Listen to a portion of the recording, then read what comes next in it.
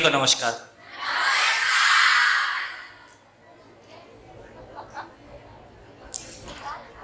चलिए, तो ब्रेक के पहले जैसा क्रम चला रहे थे उसमें जो अभी आपके बीच में से एक और आया कि बेसिकली इसको जड़ कह रहे हैं, इसको चैतन्य कह रहे हैं।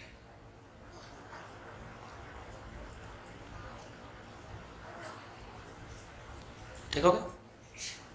और कुछ?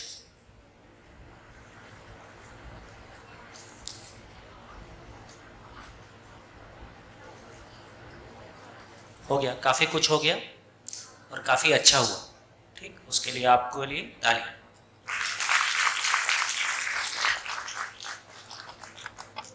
देखिए, जो बात कह रहे हैं कि जीवन रूप में सभी समान हैं, इस तरह की सभा में ये हमको दिखाई देता है कि जीवन रूप में सभी समान है, क्योंकि जितना ऑब्जर्वेशन आप कर पाए वो जीवन की मौलिकता है कि मैं देखना चाहता हूं तो मैं अपने आप को देख सकता हूं कि क्या हो रहा है। अभी हमारा आदमी को देखने का चश्मा ना, वो शरीर के आधार पर है, धन के आधार पर है, पद के आधार पर है। तो अभी आदमी की मौलिकता को देखना शेष है, आदमी को देखना शेष है। हम किन्हीं और चीजों को देख रहे हैं। जो हमको देख रहे हैं उनकी देखने में गलती हो सकती है, लेकिन हम भी उसको स्वीकार कर रहे हैं, ये हमारी प्रॉब्लम है। तो जैसे जैसे हमको ये कॉन्फिडेंस आएगा कि मैं समझ रहा हूँ, मैं जिंदगी को जी रहा हूँ, है ना, मेरे जीने में आ रहा है। यदि समझ मेरे जीने में ट्रांसलेट नहीं होता है तो मुझको कॉन्फिडेंस नहीं आता है। जो मैं मानता हूँ मैं वैसा ही जीता हूँ, ये मेरे भीतर कॉन्फिडेंस देता है। ठीक, इससे मेरा कॉन्फिडेंस बूस्ट होता है, मैं अपने आप को एक मजबूत जमीन पे पाता हूँ। तो धीरे धीरे जो चेंजेस हम फील कर रहे हैं वो हमको दिखाई दे रहे हैं। चलिए आगे बढ़ते हैं। तो अब तक जितनी चर्चा हुई है, हम धीरे से मानव को समझने की कोशिश कर रहे हैं। और मानव को समझने की कोशिश, जैसे हमने पहले भी कहा, कंप्यूटर खराब होता है, कूलर खराब होता है, कार खराब होती है तो हम उसको लात नहीं मार देते हैं, गाली नहीं देते हैं, डांटते नहीं, भला बुरा नहीं कहते हैं, मैकेनिक को बुलाते हैं, मैकेनिक ठीक करता है।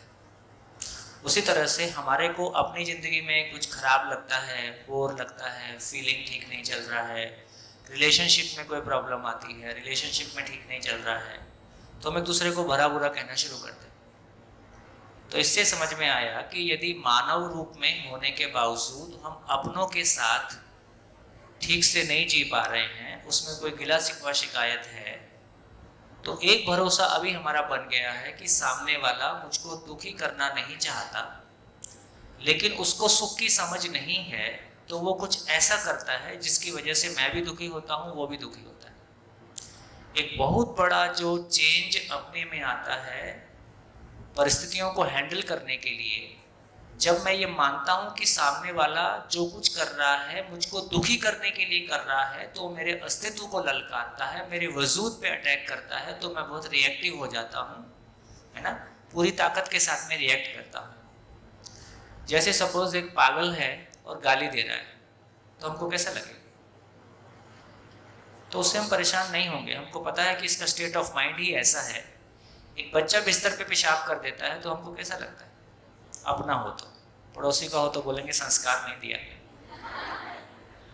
अपना है तो अपन ठीक है, बच्चा है कर ही सकता है, तो हमको उसके नीचे सावधानी लेना था, जो भी करना था वो करना था, तो हम बुरा नहीं मानते। इसका मतलब है कि जब हमको वास्तविकता स्वीकार होती है कि ये बच्चा है ऐसा कर ही सकता है, ये पागल है ऐसा कर ही सकता है, हमारी प्रॉब्लम वहां से शुरू होती है कि इसको ऐसा नहीं करना चाहिए था और इसने किया है। इसका मतलब है कि उस वास्तविकता को देखने में हमारा अधूरापन है, हमारे से कोई गलती हुई है। इसका मतलब है कि यदि अब हमारा ध्यान इस बात पे जाता है कि सामने वाला मेरे को दुखी करने के लिए कुछ कर रहा है, या वो अपने सुखी होने के लिए कर रहा है और उसको सुख की समझ नहीं है,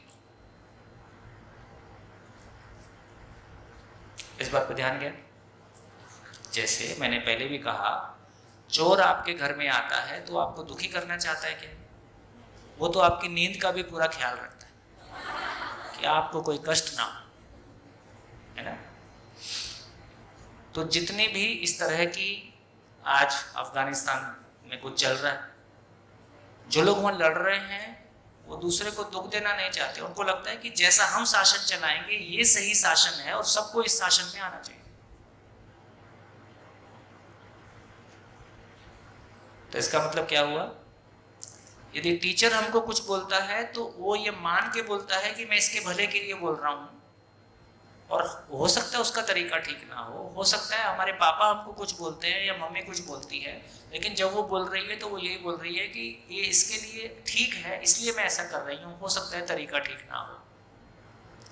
तो एक बार जैसे ही मैं ये मानता हूँ कि ये मेरे साथ कुछ गलत करना चाह रहा है तो रिएक्शन गलत तरीके से आता है। जैसे ही मैं ऑब्जर्व कर पाता हूँ थोड़ा डिस्टेंस के साथ कि सामने वाला जो कुछ कर रहा है वो मुझको दुख देना नहीं चाहता, नंबर 1, सुखी होना चाहता है, नंबर 2, सुख की समझ नहीं है, नंबर 3, इस वजह से ऐसा कर रहा है, नंबर 4, अब मेरी स्थिति कैसी होगी, मैं पॉजिटिवली मैं रिएक्ट करूंगा कि रिस्पॉन्ड करूंगा, यहां से मैं एक सही प्रतिक्रिया दे सकता हूं, है ना। तो ऐसा चीजों को ऑब्जर्वेशन में लाते हुए हम चीजों को ठीक से हैंडल कर सकते हैं। हमारा दृष्टिकोण, हमारा देखने का तरीका जैसा होता है वैसा रिएक्शन आता है। अभी इस बात पे आगे बढ़ते हैं। संसार में कितने प्रतिशत लोग ये मानते हैं कि वस्तुओं को खरीदते हैं? कितने प्रतिशत लोग ऐसा मानते हैं कि हम सामान खरीदते हैं? ठीक हो गया, सभी मानते हैं। थोड़ा सा इसको समझने की कोशिश करते हैं। मैंने सुना है आपके यहाँ एमकॉम वाले बच्चे भी, एमकॉम वाले कितने बच्चे यहाँ मौजूद? एमकॉम वाले स्टूडेंट्स हैं? बीकॉम, बीकॉम है, चलो गुड, बीकॉम। कोई एक खड़ा हो जाए, माइक ले ले। तुम नहीं, कोई और को दो। हाँ, कोई नया चेहरा चाहिए। हाँ ठीक है, कोई भी ले लो,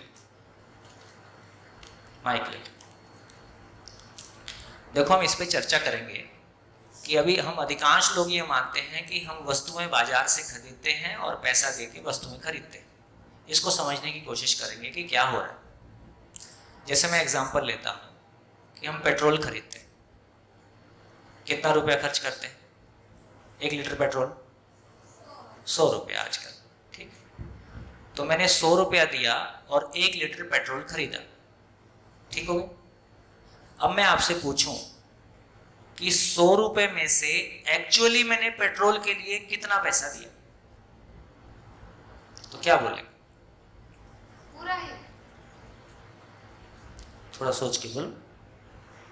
100 रुपये में से एक्चुअली पेट्रोल के लिए कितना दिया? पूरा ही? कोई दूसरा कैंडिडेट ले सकते हैं। उसमें टैक्स और जीएसटी और सब याद है हाँ, ना? जीएसटी आया तो जीएसटी निकाल दिया, तो कितना निकाल दिया? कितना परसेंट जीएसटी होता है? 18%। मान लो 20 रुपये निकाल दिया, 80 रुपया बचा। अब फिर से एक बार पूछ के देखते हैं कि 80 रुपए में से एक्चुअली पेट्रोल के लिए कितना दिया? हमारी जरूरत से ऊपर का जो हमने लिया है वो, उसका जो पैसा हमने दिया है वो निकाल सकते। कैसे? हमें आधे लीटर की जरूरत थी। नहीं, वो नहीं बोल रहा हूँ, हमको 1 ही लीटर की जरूरत थी, उसमें कोई कम नहीं है। हमको 1 लीटर की जरूरत थी और हमने 80 रुपया दिया, 20 रुपया जीएसटी चला गया, तो 80 रुपए में से पेट्रोल के लिए एक्चुअली कितना दिया? नहीं। और कोई खड़ा होना चाहता है? चलो इन्हीं को दो बाजू। चलो एक नया कैंडिडेट लेते हैं। हाँ, तुम कहाँ से हो? मैं गांधीनगर से आई हूँ। मेरा नाम स्वामी। कहाँ से? गांधीनगर से आई हूँ। गांधीनगर से। क्या करते हो?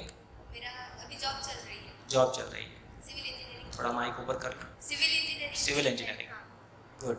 और पेट्रोल की आपने जैसे पूछा वैसे 0 रुपीस दिया क्योंकि अरे अभी इतनी जल्दी वही तो बात तुमको नहीं लेना हमको। हाँ जी, कोई और पकड़ो। हाँ जी, क्रम से चलते हैं। कौन लेगा? चलो तुम्हारे पास माइक है, तुम ही खड़े रहो। जिसके पास माइक है वो खड़े हो जाओ। आओ चलो तुम ही खड़े रहो। हाँ, तो 80 रुपए में से एक्चुअली पेट्रोल के लिए क्या लिया, तो और क्या कम कर सकते हैं? जो पेट्रोल के पंप के काम करता है उसकी भी मजदूरी उसमें लगेगी, वो कम करते हैं। पेट्रोल जहाँ से लाए गए उसका वहन का खर्च होगा, वो भी कम करते हैं। पेट्रोल अगर हम दूसरे देश से लाते हैं उसकी हमें आयात करनी पड़ी तो उसका खर्च भी कम करते हैं। पेट्रोल के जहाँ पे निकालना, जिस जमीन से निकाला होगा उन्हीं क्षेत्रों में मजदूरों ने भी काम किया होगा तो उन्हें भी कम करना पड़ेगा। और कोई उस पर प्रॉफिट भी ले रहा होगा, उसको भी कम कर सकते हैं। तो वास्तव में जीरो, आखिरकार में जीरो ही है। तो एक्चुअली पेट्रोल के लिए हमने क्या दिया, उसको ढूंढने गए तो पता चला पेट्रोल फ्री ऑफ कॉस्ट मिला है। तो 100 रुपया किसकी जेब में गया?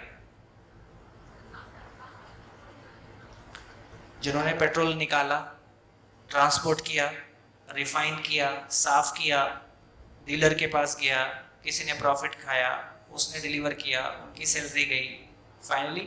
तो 100 रुपया जिस कुएं से पेट्रोल निकाला उसमें गया कि केवल लोगों के हाथ में चला गया? तो 1 लीटर 100 रुपया लीटर पेट्रोल में से 100 रुपया मानव का श्रम है कि पेट्रोल का श्रम है? पेट्रोल की कीमत है, ठीक। तो पेट्रोल के लिए हमने कुछ नहीं दिया। जो रॉ पेट्रोल जमीन से हमको मिला उसके लिए हमने कोई पैसा खर्चा किया? उसके लिए हमने कोई पैसा खर्चा नहीं किया। कोई असहमत हो तो इसमें बात कर सकते हैं। सभी कोई सहमत है? सभी कोई सहमत है? तो हमने वस्तु का पैसा दिया या मानव श्रम का पैसा दिया? तो 100 रुपया पेट्रोल का कॉस्ट है या 1 लीटर पेट्रोल को निकाल के साफ करके हमारे घर तक पहुंचाने में जितने परिवार लगे हैं उनका चूल्हा चलता रहे, उनके घर चलते रहे, उसके लिए हमने 100 रुपया दिया है। ये बात ठीक हो गया? सहमत? सहमत। दूसरा एग्जाम्पल, हमने 25 लाख की कार खरीदी। कार में जो लोहा, एल्युमिनियम, रबर लगा है उसके लिए हमने कितना पे किया है, कितना पैसा दिया है?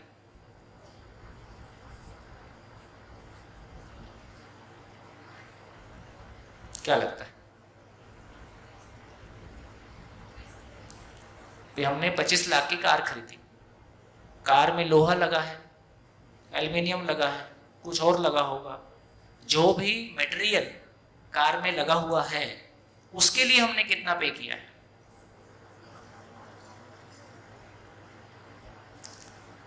कितना पे किया है? 25 लाख में से कितना पे किया है? फिर से जीरो ही है, क्योंकि जो लोहा हमने जमीन से निकाला उसके लिए हमने कोई पैसा नहीं दिया है। उस लोहे को निकालने में श्रम लगा, उसको साफ करने में श्रम लगा, उसको फाइनली कार की शेप देने में बहुत सारे लोग लगे और हमारे घर तक पहुंचाने के लिए बहुत सारे लोग लगे।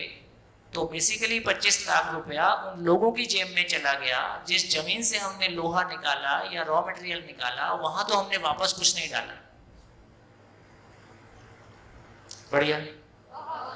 तो कार में जितना लोहा, एल्युमिनियम, रबर लगा है उसका हमने कुछ भी पे नहीं किया है, वो हमको फ्री ऑफ कॉस्ट मिला है। इस बात से कितने लोग सहमत हैं? तीसरा एग्जाम्पल, हम लोग बिजली जला रहे हैं। मान लीजिए बिजली थर्मल पावर प्लांट से आती है, कोयला जला के बिजली बनती है। तो जितना 1 रुपया 1 यूनिट मान लीजिए 10 रुपए का आता है, 10 रुपया पर यूनिट बिजली का हम पे करते हैं। तो 10 रुपया पर यूनिट बिजली में से जो कोयला और पानी, बिजली 1 यूनिट बिजली को बनाने में लगा, उस कोयला और पानी के लिए हमने कितना पे किया है ना? तो इसका मतलब है कि जो कोयला जमीन से निकाला, जो पानी हमने नेचर से लिया, उसके लिए हमने कोई पेमेंट नहीं लिया। वो कोयला और पानी टेकन फॉर ग्रांटेड है, और उसके बाद जो मानव श्रम लगा और हमारे घर तक पहुंचाने में जो मैकेनिज्म लगा, उसके लिए हमने 10 रुपया पर यूनिट पे किया। कोयला और पानी के लिए हमने कुछ नहीं दिया। यहां तक ठीक हो गए? अब आते हैं, हमने एक शर्ट खरीदी, और हमने 1000 रुपया खर्चा किया। तो शर्ट में जो 1000 रुपया हमने दिया, वो किसको दिया? वो शर्ट की कीमत है, वो मानव श्रम है ना? तो हर बार हमने किसको पे किया? देखो, मानव की अभी हमारी जो भी हमारी जर्नी है वो इतनी है कि जो नेचर में उपलब्ध है उसको हमने प्रोसेस किया है। ना तो एक सेल हम अभी तक बना पाए हैं, आर्टिफिशियली हम सेल बना पाए होते तो हम आर्टिफिशियल ब्लड बना लेते। तो एक भी सेल का पूरा कंपोजिशन, जो भी मिलके सेल बनता है, वो सब कुछ हमारे पास है, लेकिन उसको मिलाने से सेल नहीं बनता। एक भी बीज हमने नहीं बनाया है, जो भी बीज है वो नेचर में है। हाँ, उन बीजों में से ऐसे बीजों को छांट लेना जिनकी प्रोडक्टिविटी ज्यादा है, जिनका उत्पादन ज्यादा है, वो हमने किया है। फिर जेनेटिकली कुछ किया है। फाइनली बीज नेचर में है, तो बीज हमने नहीं बनाया, सेल हमने नहीं बनाया। फाइनली जो नेचर में है उसी को हम प्रोसेस करते हैं, और प्रोसेसिंग कॉस्ट का नाम वस्तु की कीमत है। जैसे हमने गेहूं खरीदा, मान लीजिए 100 रुपए किलो। 100 रुपए किलो में से गेहूं की कीमत है 100 रुपए किलो, या केवल गेहूं को उगाने में लगा श्रम, और श्रम भी मानव का ज्यादा है कि उसमें नेचर का ज्यादा है? हम तो बीज लगा के छोड़ के चले आए थे, बीज के पास तो नहीं बैठे थे बड़ा कर जल्दी कर, है ना? वो तो नेचर ही काम कर रही है। तो बेसिकली नेचर के प्रोसेस को थोड़ा ऑर्गेनाइज किया है, उसमें कोई श्रम हमारा लगा है। गेहूं तो नेचर ने दिया है, तो इसका मतलब क्या हुआ? हमने आज तक क्या खरीदा? कौन सी वस्तु ऐसी है जिसको हमने पैसे देके खरीदा?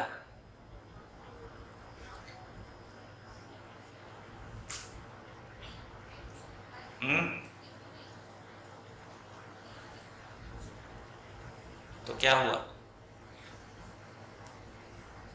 तो इससे क्या समझ में आया? देखिए, आदमी की सारी जिंदगी उसकी दृष्टिकोण है, उसका नजरिया है। हमने पहले भी सुना है, नजरें बदलती हैं तो नजारा बदलता है ना? हमारी नजरें कैसी हैं? जब मेरी नजर ऐसी है कि जैसे मैं बिजली जला रहा हूँ और मैंने सारी लाइट्स जला रखी हैं और मैं मिसयूज भी कर रहा हूँ, कोई आके मेरे को कहता है कि आप बिजली का मिसयूज कर रहे हो, तो मैं क्या जवाब दे सकता हूँ? मैं बिल पे करता हूँ, आपको क्या प्रॉब्लम? मैं ऐसा बोल सकता हूँ। और सामने वाला ऐसे मेरे को क्या बोलेगा? वो कुछ नहीं बोल सकता है, उसको लगता है कि मैं बिल पे करता हूँ, बात खत्म हो गई। मेरा पैसा मैं कैसे भी खर्च करूँ, आग लगा दूँ, आपको क्या दिक्कत? लेकिन सच्चाई क्या है? सच्चाई पता चली कि आज तक मैंने कुछ भी नहीं खरीदा है। हम कुछ खरीद सकें ऐसी हमारी कोई हैसियत भी नहीं है। हम लोहे का एक एटम नहीं बना सकते, पानी की एक बूंद नहीं बना सकते, एक सेल नहीं बना सकते, एक बीज नहीं बना सकते। जो भी कुछ बना है और मल्टीप्लाई हुआ है वो नेचर में है। हमने नेचर में जो है उसको प्रोसेस किया है। प्रोसेसिंग का जो कॉस्ट है उसको हम वस्तु की कीमत बोलते हैं, जबकि वो वस्तु की कीमत नहीं है, वो उसको प्रोसेस करने में लगे मानव श्रम की कीमत है। तो यदि ये हमको समझ में आता है कि हम वस्तु नहीं खरीदते हैं, केवल मानव का श्रम, इसलिए इंग्लिश में अच्छा शब्द है एक्सचेंज। हम एक्सचेंज करते हैं, है ना? वस्तु नहीं खरीदते हैं, खरीद सकते भी नहीं। तो यदि ये हमको समझ में आता है कि हम वस्तु खरीद नहीं सकते हैं, हमारी कोई हैसियत नहीं है कि हम वस्तु खरीद सकें, तो इससे हमारी जिंदगी में क्या चेंज आएगा? हमारे भाव और विचार की क्वालिटी में क्या चेंज आएगा? हमारे नजरिए में क्या चेंज आएगा? आएगा? नहीं आएगा? आएगा। क्या आएगा? क्या आएगा? माइक तो हमारे मेहमान आए, मेहमान भी बताएंगे। थोड़ा सेफ नेचर। थोड़ा आपका इंट्रोडक्शन दीजिए उधर। हाँ, Hi all, I'm from Mathura. Mathura. Yeah. Okay, so basically we have to save the मैं तो nature. आपका पड़ोसी Okay. गाजीपुर। हाँ, So yeah, we have to save the nature हाँ, for our life. हाँ, और कुछ? Whatever we get just because of nature, so, utilize it in a efficient manner and save the nature. बढ़िया। बताइए, आप लोग बताइए क्या चेंज आएगा हमारे सोचने समझने के नजरिए में, क्या चेंज आएगा अभी हमारे दृष्टिकोण में, क्या चेंज आएगा? नमस्कार। हाँ जी, आपका। प्रकृति में से हमको सब कुछ मुफ्त में मिलता है। हाँ, एक मानव ही ऐसा है कि कुछ देता नहीं है। जो कुछ पड़ा है इसका हम प्रोसेस करते हैं, उसको कीमत बोलते हैं।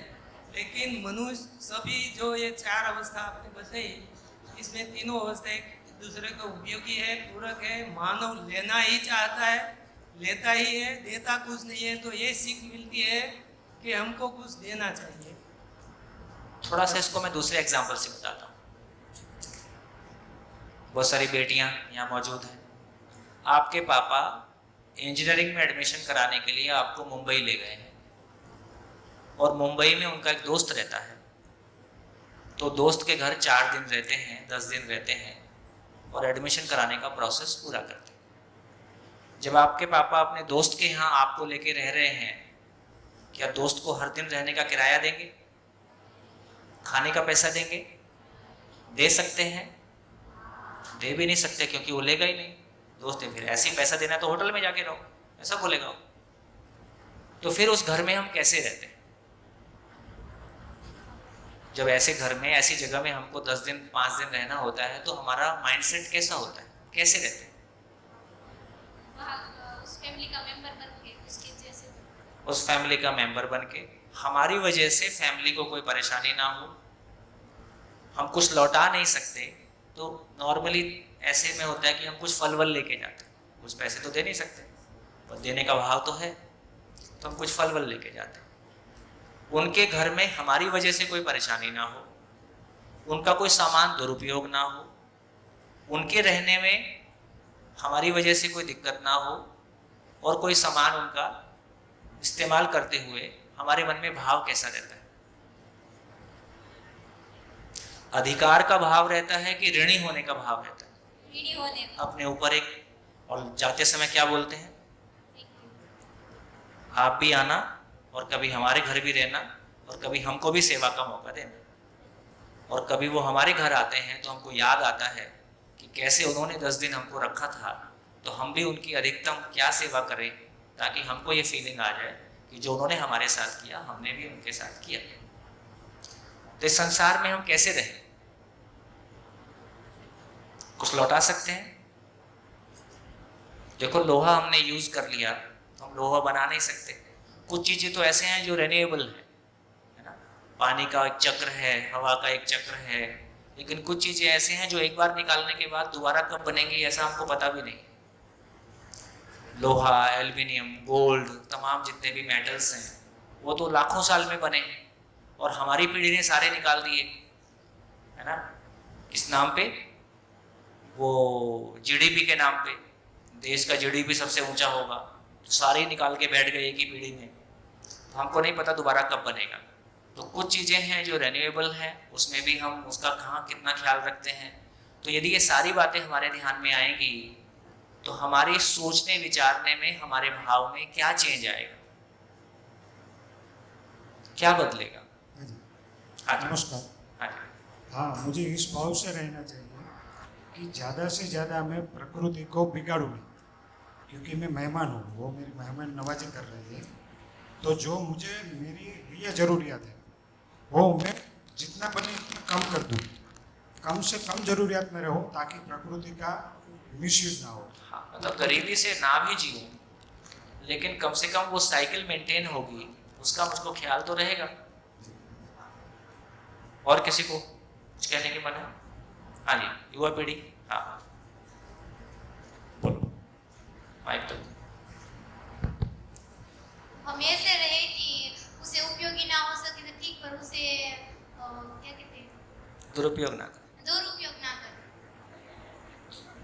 और देखिए हम यहाँ जी आए हैं, हमें नेचर की जो चीज़ है, प्रकृति की जो चीज़ है जो उपलब्ध है, वो हमको यूज़ तो करनी है हमारी सुविधा के लिए, लेकिन उसका यूज़ इस तरह करना है कि उसकी यूज़ से उसको कोई हार्म ना पहुँचे। जैसे मैं एग्जांपल दूँ कि हमको उन्हाड़े में गर्मी होती है, हमको ठंडा पवन चाहिए, तो हमको बिना कपड़ा लगा कर या उसका यूज़ करके हम ठंडी हवा ले सकते हैं, लेकिन हमने वो बनाए एसी केमिकल से, वो प्रकृति को हार्म करता है। सुविधा के लिए करना बुरी बात नहीं है, लेकिन वो सुविधा के लिए हम करते हैं, उसको हार्म होना वह बुरी बात है।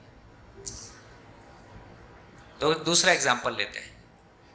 एक शर्ट वो है जो आप बाजार से खरीद के लाए हो, और एक शर्ट वो है जो आदमी आपको सबसे अधिक चाहता है, आपका गुरु, आपकी पत्नी, आपका बेटा, आपका भाई, आपका बहन, आपकी प्रेमिका, जो भी हो,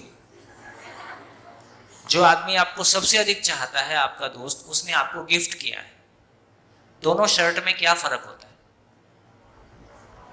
दोनों शर्ट के साथ फीलिंग में कोई फर्क आता है कि नहीं आता? आता है।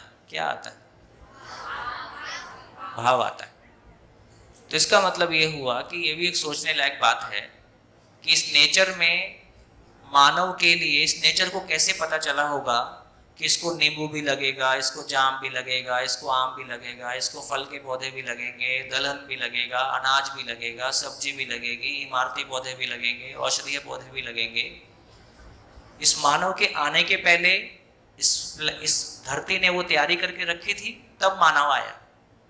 इसको शरीर को इतना टेम्परेचर ये सहन कर सकता है, इससे अधिक का सहन नहीं कर सकता है, तो टेम्परेचर भी उसके अनुकूल होगा, तब मानव आया।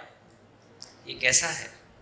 ये बिल्कुल वैसा है कि जैसे माँ बाप से बच्चे आने के पहले, आजकल लोग शादी करने के पहले क्या सुनिश्चित करते हैं? ताकि हमारी आर्थिक स्थितियाँ अच्छी हों, ताकि हमको और हमारे बच्चों को कोई चीज़ की कमी ना पड़े, और बच्चों के आने के पहले परिवार में सारी अनुकूलता हो। और आजकल तो लोग बच्चों के आने के पहले अच्छा स्कूल, अच्छा एजुकेशन सिस्टम, जैसे हम लोग एजुकेशन पे काम कर रहे हैं, तो हमारे यहाँ रायपुर में कितने परिवार ऐसे हैं जिन्होंने देश भर से अपने बिजनेस वाइंड अप करके रायपुर में आके घर लेके रह रहे हैं, क्योंकि उनके बच्चों को अच्छी स्कूलिंग मिल जाए। ऐसे भी लोग हैं। तो इसका मतलब ये हुआ कि आदमी के भीतर, एक माँ बाप के भीतर अपने बच्चों के प्रति कैसा भाव है।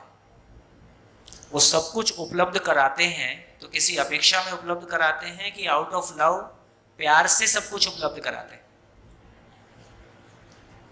कैसा उपलब्ध कराते हैं? एक माँ बाप अपने बच्चों के लिए अपनी ताकत से ज्यादा, उनको कोई असुविधा ना हो, सब कुछ उपलब्ध कराते हैं। तो क्यों उपलब्ध कराते हैं?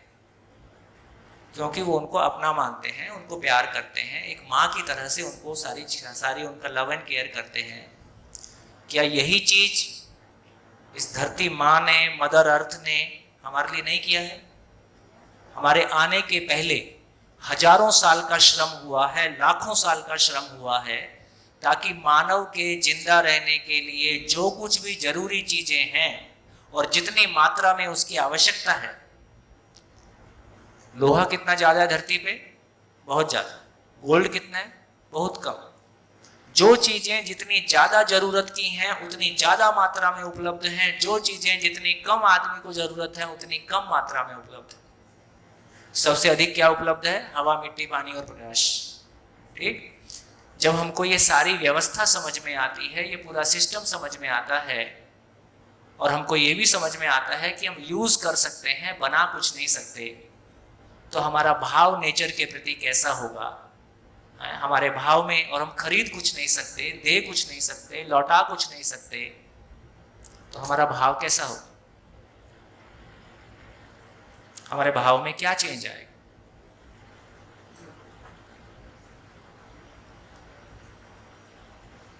हाँ जी, कितने लोगों को लगता है कि चेंज आएगा? ऐसा कितने लोगों को लगता है? चेंज आएगा। NIT रायपुर के साथ हम लोग काफ़ी काम किए। तो उसमें एक लड़का था, इस डिस्कशन पे वो लड़का खड़ा होके बोलता है, कांपते हुए रोते हुए बोलता है, सर मैं क्लियरली समझ पा रहा हूँ कि आदमी के जीने में आलू की इंपॉर्टेंस ज़्यादा है, डायमंड की इंपॉर्टेंस कम है। आलू डायमंड से ज़्यादा कीमती चीज़ है ना। एक बार हमारे पैर जमीन पे पड़ते हैं, दूसरों से प्रभावित हुए बिना अपने वजूद को पहचानते हैं और इस एग्जिस्टेंस की पूरी व्यवस्था को पहचानते हैं, तो पहली बार मैं क्या सोचता हूँ और मैं कहाँ पहुँचना चाहता हूँ, मैं उस पर सोचता हूँ। नहीं तो लोग क्या चीज़ को पसंद करते हैं और मैं कैसा बन जाऊँ कि लोग मेरे को पसंद करें, है ना। ये दोनों अलग अलग दुनिया है। तो एक बार हमारी ये क्लैरिटी बनती है तो अभी हमको लगता है कि वस्तुएं निर्जीव होती हैं, वस्तुएं निर्जीव नहीं होती हैं। फिर वही शर्ट के प्रति मेरा भाव कैसा आएगा? जब कोई प्यार से मेरे को गिफ्ट करता है तो उस शर्ट को पहनते हुए मेरे को कैसा लगता है, उस कपड़े को पहनते हुए मैं कैसा फील करता हूँ, उस आदमी को फील करता हूँ, उसके प्यार को फील करता हूँ। तो यदि ये क्लैरिटी हमारी बनेगी तो पूरी नेचर से, पूरी नेचर के साथ और पूरी नेचर से हम जो कुछ भी लेते हैं उसके प्रति हमारा भाव कैसा होगा? कैसा होगा? ग्रैटिट्यूड का होगा, कृतज्ञता का होगा, ऋणी फील होने जैसा होगा। फिर मिसयूज करेंगे? फिर मिसयूज करने का, कोई आदमी ऋणी होके मरना चाहेगा? या कोई आदमी कैसा होना, मैंने जिंदगी भर ज्यादा लिया और कम दिया, ये ठीक है? मैंने जिंदगी भर कम लिया और ज्यादा दिया, आदमी कैसा फील करके जाना चाहेगा, है ना। मैंने कम लिया और ज्यादा दिया, ये आदमी का बड़प्पन है, ये आदमी का सम्मान है। मैंने ज्यादा लिया, कम दिया, अभी कैसा है? जो जितना ज्यादा दुरुपयोग कर रहा है हम उसको बड़ा आदमी मानते हैं। तो दुरुपयोग करने वाला बड़ा आदमी कहलाएगा कि सदुपयोग करने वाला बड़ा आदमी कहलाएगा? दूसरों को जिंदगी देने वाला बड़ा कहलाएगा कि जिंदगी छीनने वाला बड़ा कहलाएगा? तो दूसरे का चश्मा जैसा भी रहे, अपना चश्मा ठीक हो जाए तो कम से कम हमारी जिंदगी हमारे घर में रिस्टोर हो जाए। क्या समझ में आया? लिख डालिए। पहले क्या मानते थे, अभी जितनी भी चर्चा हुई उससे क्या सामने आया, किन चीजों की तरफ हमारा ध्यान गया, उससे हमारी जिंदगी में क्या बदलेगा, उससे मेरे भाव और विचार की क्वालिटी में क्या चेंज आएगा? बोलिए, कौन शेयर करेंगे? माइक, पीछे एक माइक, आगे एक माइक। हाँ जी, जो शेयर करता है करिए करिए, बढ़िया बढ़िया शेयर कीजिए। हाँ जी बोलिए। मेरा नाम घनश्याम है। मैं अब तक लगन ये हमने कई बार सुना है पढ़ने में और जिंदगी में कई लोगों से कि प्रकृति का जतन करना चाहिए और कैसे करना चाहिए, लाइट नहीं यूज ओसी, कम से कम ओसी करना चाहिए। पर अभी मुझे पता चला कि ये कैसे यूज होती है और ज़मीन में से आती है, वो पेट्रोल ज़मीन में से आता है तो उसकी कीमत हम नहीं चुका सकते। तो उसका यूज़ हम कैसे करना, हमको कैसे करना चाहिए ये अभी पता चला कि कम से कम हमारी ज़रूरत प्रमाण यूज़ करना चाहिए। और हमको ऐसा लगता है कि हमें एक से क्या होगा, सभी को करे तो हम करेंगे, पर अब पता चला कि हम एक कर सकते हैं तो भी बढ़िया है। हाँ बेटा।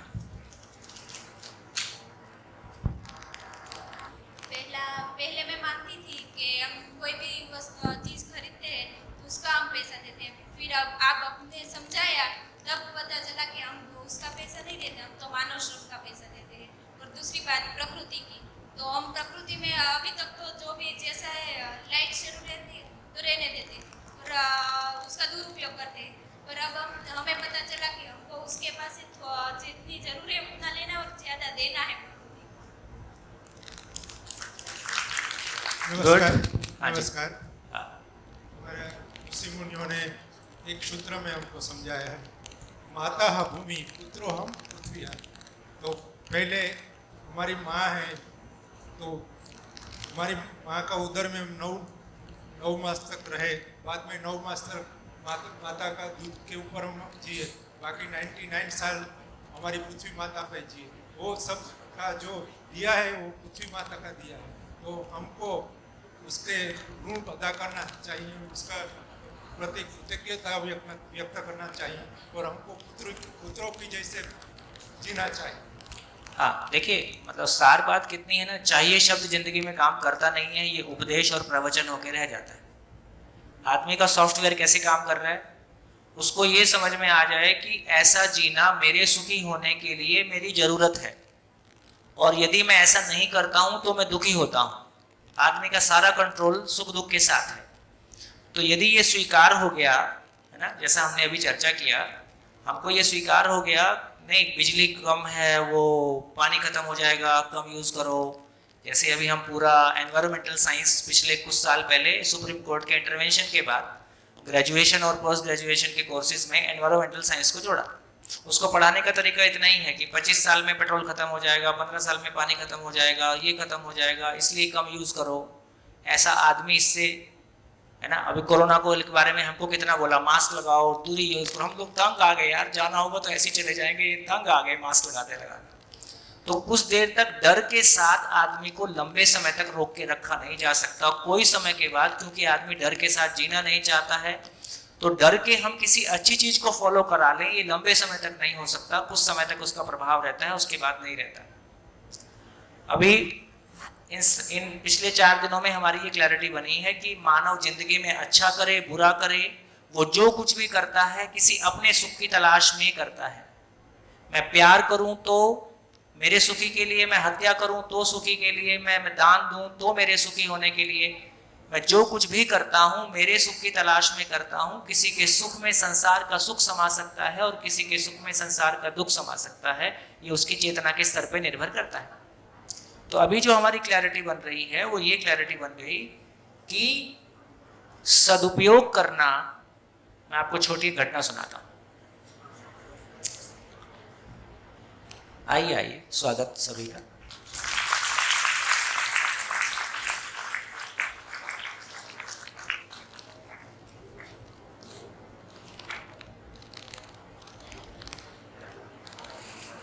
आइए आइए।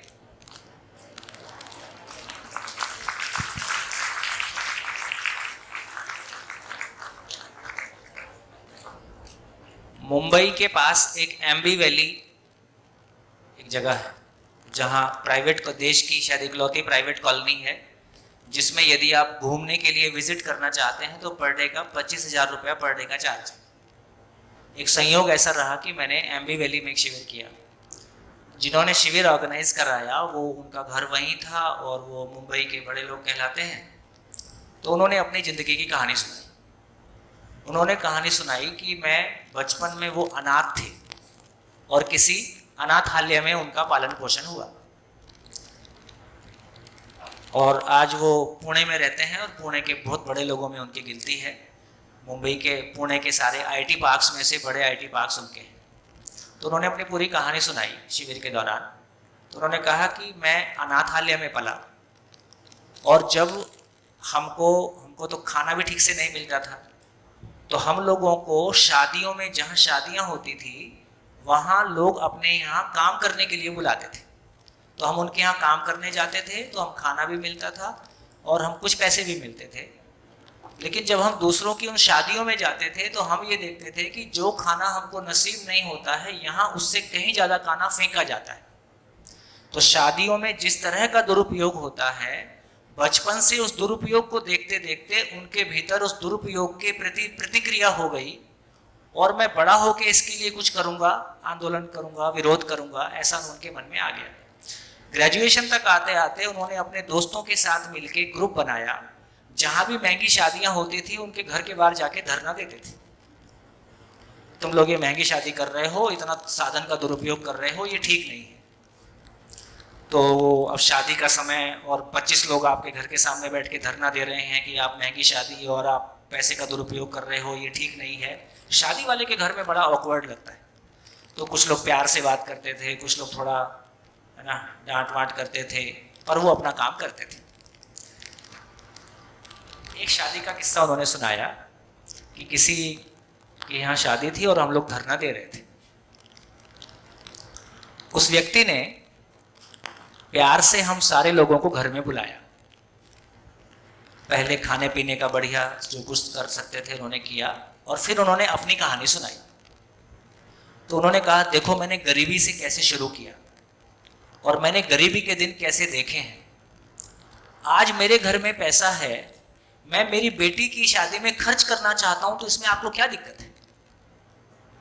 आखिर मैंने किसके लिए कमाया? खुशी के दिन में मैं जिन मित्रों को अपना मानता हूं उनको मैं बुलाऊंगा, उनके लिए मैं खर्च करूंगा, और वो जैसे रहन सहन से आते हैं वैसा मैं रहने की व्यवस्था करूंगा, वैसा मैं खाने की व्यवस्था करूंगा। आप मेरे को बताओ मैं इसमें क्या गलत करता हूं? ऐसा बोल के उसकी आंखों में आंसू आ गए और बोले हम 25 लोग उठ के वहां से चले आए, हमसे कुछ बोलते नहीं बना। उस दिन के बाद मेरा आंदोलन खत्म हो गया। उस दिन के बाद ये आंदोलन करना हमने बंद कर दिया। इसका मतलब क्या हुआ कि ये हम स्वीकार के बैठे हैं कि जो हमने पैसा कमाया है उसको हम किसी भी तरह से खर्च करें, ये हमारा अधिकार है। इस चर्चा के बाद उन्होंने कहा, इस चर्चा के बाद आप लोगों के आने के पहले कुछ चर्चा हम लोगों ने की है। चर्चा ये की है कि अभी हमको लगता है कि हम सामान खरीदते हैं। जब मैं कोई सामान खरीदता हूं तो उसके साथ एक पॉजिटिविटी, उसको यूज करने का अधिकार मुझको मिल जाता है। मेरी जमीन है 1000 एकड़, मेरी मर्जी है मैं उसको खाली रखूं, इसमें आपको क्या दिक्कत है? मेरी मर्जी है, मेरी जमीन है, मैं खाली रखूंगा।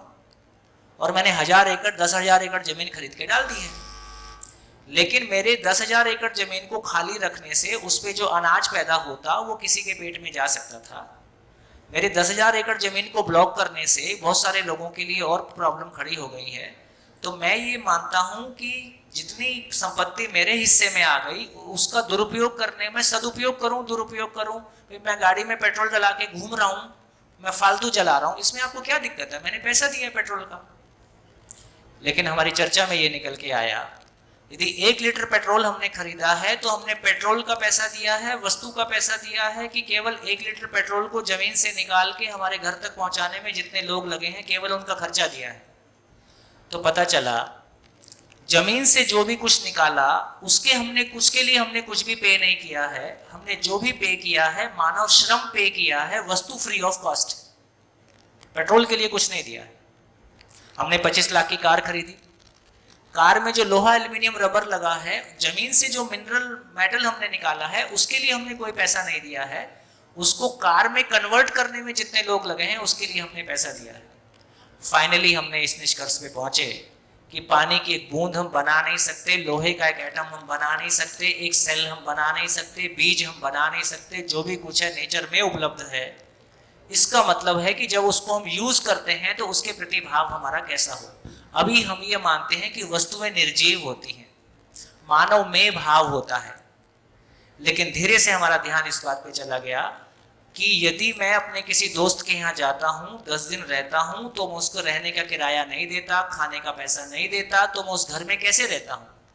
उस घर में मैं ऋणी के भाव से रहता हूँ, उस घर को दिक्कत ना हो ऐसा रहता हूँ, उसके साधन का दुरुपयोग ना करूँ ऐसा रहता हूँ।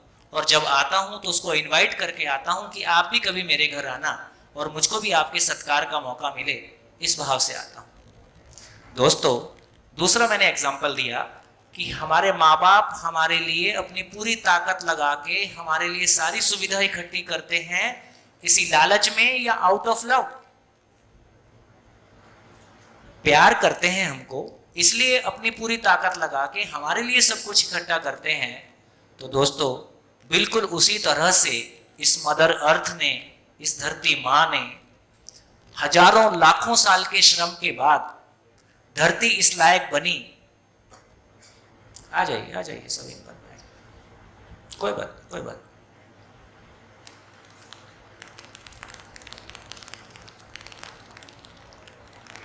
आइए नानू भाई।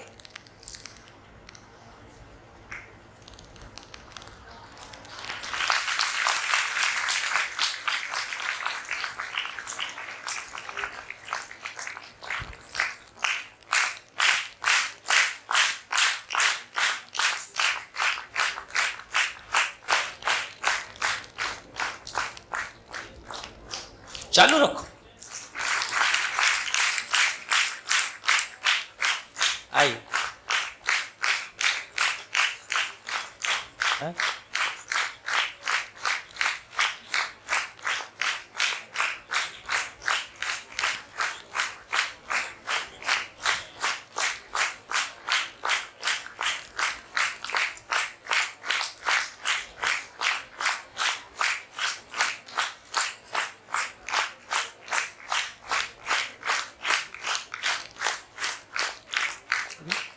हो गया?